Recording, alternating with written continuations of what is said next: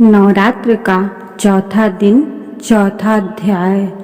सिद्धि की इच्छा रखने वाले पुरुष जिनकी सेवा करते हैं तथा देवता जिन्हें सब ओर से घेरे रहते हैं, उन जया नाम वाली दुर्गा का ध्यान करें। उनके श्री अंगों की आभा काले मेघ के समान श्याम है। वे अपने कटाक्षों से शत्रु समूह को भय प्रदान करती है। अनेक मस्तक पर आबद्ध चंद्रमा की रेखा शोभा पाती है। वे अपने हाथों में शंख, चक्र, कृपाण और सब त्रिशूल धारण करती है। उनके 3 नेत्र हैं। वे सिंह के कंधे पर चढ़ी हुई है और अपने तेज से तीनों लोकों को परिपूर्ण कर रही है। ऋषि कहते हैं, अत्यंत पराक्रमी दुरात्मा महिषासुर तथा उसकी दैत्य सेना के देवी के हाथ से मारे जाने पर इंद्र आदि देवता प्रणाम के लिए गर्दन तथा कंधे झुकाकर उन भगवती दुर्गा का उत्तम वचनों द्वारा स्तवन करने लगे। उस समय उनके सुंदर अंगों में अत्यंत हर्ष के कारण रोमांच हो आया था। देवता बोले, संपूर्ण देवताओं की शक्ति का समुदाय ही जिनका स्वरूप है तथा जिन देवी ने अपनी शक्ति से संपूर्ण जगत को व्याप्त कर रखा है, समस्त देवताओं और महर्षियों की पूजनीय उन जगदम्बा को हम भक्ति पूर्वक नमस्कार करते हैं। वे हम लोगों का कल्याण करें। जिनके अनुपम प्रभाव और बल का वर्णन करने पे भगवान शेषनाग, ब्रह्मा जी तथा महादेव जी भी समर्थ नहीं हैं, वे भगवती चंडिका संपूर्ण जगत का पालन एवं अशुभ भय का नाश करने का विचार करें। जो पुण्यात्माओं के घरों में स्वयं ही लक्ष्मी रूप से, पापियों के यहाँ दरिद्रता रूप से, युद्ध अंतःकरण वाले पुरुषों के हृदय में बुद्धि रूप से, तत्पुरुषों में श्रद्धा रूप से तथा कुलीन मनुष्य में लज्जा रूप से निवास करती हैं, उन आप भगवती दुर्गा को हम नमस्कार करते हैं। देवी, आप संपूर्ण विश्व का पालन कीजिए। देवी, आपके इस अचिंत्य रूप का असुरों का नाश करने वाले भारी पराक्रम तथा समस्त देवताओं और दैत्यों के समक्ष युद्ध में प्रकट किए हुए आपके अद्भुत चरित्र का हम किस प्रकार वर्णन करें। आप संपूर्ण जगत की उत्पत्ति में कारण हैं। आपका संसर्ग नहीं जान पड़ता। भगवान विष्णु और महादेव जी आदि देवता भी आपका पार नहीं पाते। आप ही सबका आश्रय हैं। यह समस्त जगत आपका अंशभूत है, क्योंकि आप सबकी आदिभूत अपव्याकृता परा प्रकृति है। देवी, संपूर्ण यज्ञों में जिसके उच्चारण से सब देवता तृप्ति लाभ करते हैं, वह स्वाहा आप ही हैं। इसके अतिरिक्त आप पितरों की भी तृप्ति का कारण हैं। अतएव सब लोग आपको स्वधा भी कहते हैं। देवी, जो मोक्ष की प्राप्ति का साधन है, अचिंत महाव्रत स्वरूपा है, समस्त दोषों से रहित जितेंद्रिय तत्वों को ही सार वस्तु मानने वाले तथा मोक्ष की अभिलाषा रखने वाले मुनिजन जिसका अभ्यास करते हैं, वह भगवती परा विद्या आप ही हैं। आप शब्द स्वरूपा हैं। अत्यंत निर्मल ऋग्वेद, यजुर्वेद तथा उद्गीत के मनमोहर पदों के पाठ से युक्त सामवेद का भी आधार आप ही हैं। आप देवी त्रयी और भगवती ऐश्वर्यों से हैं। इस विश्व की उत्पत्ति एवं पालन के लिए आप ही वार्ता के रूप में प्रकट हुई हैं। आप संपूर्ण जगत की घोर पीड़ा का नाश करने वाली हैं। देवी, जिससे हम समस्त शस्त्रों के सार का ज्ञान होता है, वह मेधाशक्ति आप ही हैं। दुर्गम भवसागर से पार उतारने वाली नौका रूप देवी भी आप ही हैं। आपकी कहीं भी आसक्ति नहीं है। कैटभ के शत्रु भगवान विष्णु के वक्ष स्थल में एकमात्र निवास करने वाली भगवती लक्ष्मी तथा भगवान चंद्रशेखर द्वारा सम्मानित गौरी देवी भी आप ही हैं। आपका मुख मंद मुस्कान से सुशोभित निर्मल पूर्ण चंद्रमा के बिंब का अनुकरण करने वाला और उत्तम सुवर्ण की मनोहर कांति से कमनीय है, तो भी उसे देखकर महिषासुर को क्रोध हुआ और सहसा उसने उस पर प्रहार कर दिया। यह बड़े आश्चर्य की बात है देवी। वही मुख जब क्रोध से युक्त होने पर उदय काल के चंद्रमा की भांति लाल और तनी हुई भौहों के कारण विकराल हो उठा, तब उसे देख जो महिषासुर के प्राण तुरंत नहीं निकल गए, यह उनसे भी बढ़कर आश्चर्य की बात है, क्योंकि क्रोध में भरे हुए यमराज को देखकर भला कौन जीवित रह सकता है। देवी आप प्रसन्न परमात्मा स्वरूपा, आपके प्रसन्न होने पर जगत का अभ्युदय होता और क्रोध में भर जाने पर आप तत्काल ही कितने कुलों का सर्वनाश कर डालती हैं।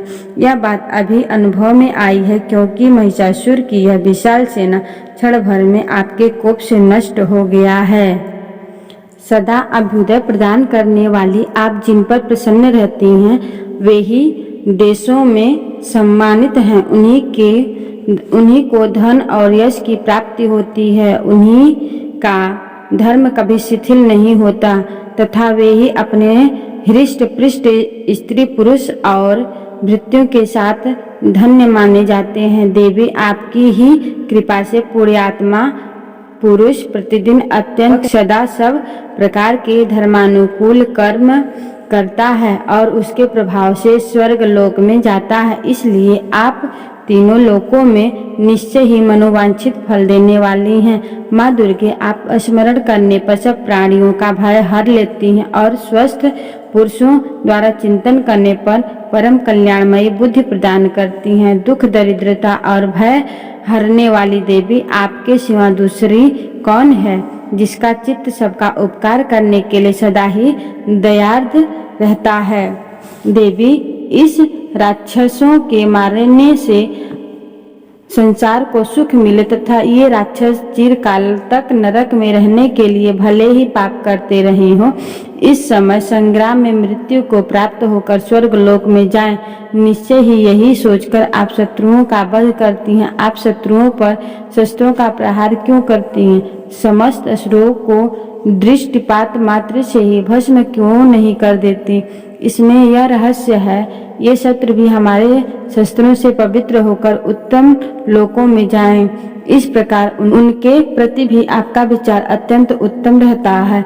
खड़ग के तेज पुंज की भयंकर दीप्ति से तथा आपके त्रिशूल के अग्रभाग की घनीभूत प्रभा से चौधिया कर जो असुरों की आंखें फूट नहीं गईं, उसमें कारण यही था कि वे मनोहर रश्मियों से युक्त चंद्रमा के समान आनंद प्रदान करने वाले आपके इस सुंदर मुख का दर्शन करते थे। देवी, आपका शील दुराचारियों के बुरे बर्ताव को दूर करने वाला है। साथ ही यह रूप ऐसा है जो कभी चिंतन में भी नहीं आ सकता, जिसकी कभी दूसरों से तुलना भी नहीं हो सकती। यह आपका बल और पराक्रम तो उन दैत्यों का भी नाश करने वाला है जो कभी देवताओं के पराक्रम को भी नष्ट कर चुके थे। इस प्रकार आपने शत्रुओं पर भी अपनी दया ही प्रकट की है। वरदायिनी देवी, आपके इस पराक्रम की किसके साथ तुलना हो सकती तथा शत्रुओं को भय देने वाला एवं अत्यंत मनोहर ऐसा रूप भी आपके सिवा और कहाँ है? हृदय में कृपा और युद्ध में निष्ठुरता, ये दोनों बातें तीनों लोगों के भीतर केवल आप में ही देखी गई है। मातः आपने शत्रुओं का नाश करके इस समस्त त्रिलोकी की रक्षा की है। उन शत्रुओं का भी युद्ध में मारकर स्वर्गलोक में पहुंचाया तथा उन्मत्त दैत्यों से प्राप्त होने पर हम लोगों के भय को भी दूर कर दिया है। आपको हमारा नमस्कार है। देवी, आप शूल से हमारी रक्षा करें। अंबिके, आप खड्ग से हमारी रक्षा करें तथा घंटा की ध्वनि और धनुष की टंकार से भी हम लोगों की रक्षा करें। चंडिके, पूर्व पश्चिम और दक्षिण दिशा में आप हमारी रक्षा करें तथा ईश्वरी, आपने त्रिशूल को घुमाकर आप उत्तर दिशा में भी हमारी रक्षा करें। तीनों लोकों में आपके जो परम सुंदर एवं अत्यंत भयंकर रूप विचरते हैं, उनके द्वारा भी आप हमारी रक्षा करें तथा इस भूलोक की रक्षा करें। अंबिके, आपके कर पल्लवों में शोभा पाने वाले खड्ग, शूल और गदा आदि जो अस्त्र शस्त्र हों, उन सब के द्वारा आप सब ओर से हम लोगों की रक्षा करें। ऋषि कहते हैं, इस प्रकार जब देवताओं ने जगन्माता दुर्गा की स्तुति की और नंदन बन के दिव्य पुरुषों एवं गंध चंदन आदि के द्वारा उनका पूजन किया, फिर सबने मिलकर सब भक्ति पूर्वक दिव्य धूपों की सुगंध निवेदन की। तब देवी ने प्रसन्न वदन होकर प्रणाम करते हुए सब देवताओं से कहा। देवी बोली, देवताओं, तुम सब लोग मुझसे जिस वस्तु की अभिलाषा रखते हो उसे मांगो। देवता बोले, भगवती ने हमारी सब इच्छा पूर्ण कर दी, कुछ भी बाकी नहीं है, क्योंकि हमारा यह शत्रु महिषासुर मारा गया। महेश्वरी, इतने पर भी यदि आप हमें और वर देना चाहती हैं तो हम जब जब आपका स्मरण करें तब तब आप दर्शन देकर हम लोगों को महान संकट से दूर कर दिया करें, तथा प्रसन्न मुखी अंबिके जो मनुष्य इन स्तोत्रों द्वारा आपकी स्तुति करे उसे वित्त, समृद्धि और वैभव देने के साथ ही उसकी धन और स्त्री संपत्ति को भी बढ़ाने के लिए आप सदा हम पर प्रसन्न हो। ऋषि कहते हैं, राजन, देवताओं ने जब अपने तथा जगत के कल्याण के लिए भद्रकाली देवी को इस प्रकार प्रसन्न किया, तब वे तथास्तु कहकर वहां अंतर ध्यान हो गई। भूपाल, इस प्रकार पूर्व काल में तीनों लोकों का हित चाहने वाली देवी जिस प्रकार देवताओं के शरीर से प्रकट हुई थी, वह सब कथा मैंने कह सुनाई। अब पुनः देवताओं का उपकार करने वाली वे देवी दुष्ट दैत्यों तथा शुंभ निशुंभ का वध करने एवं सब लोगों की रक्षा करने के लिए गौरी देवी के शरीर से जिस प्रकार प्रकट हुई थी, वह सब प्रसंग मेरे मुँह से सुनो, मैं उसका तुमसे यथावत वर्णन कर। नवरात्र का चौथा अध्याय पूरा हो गया।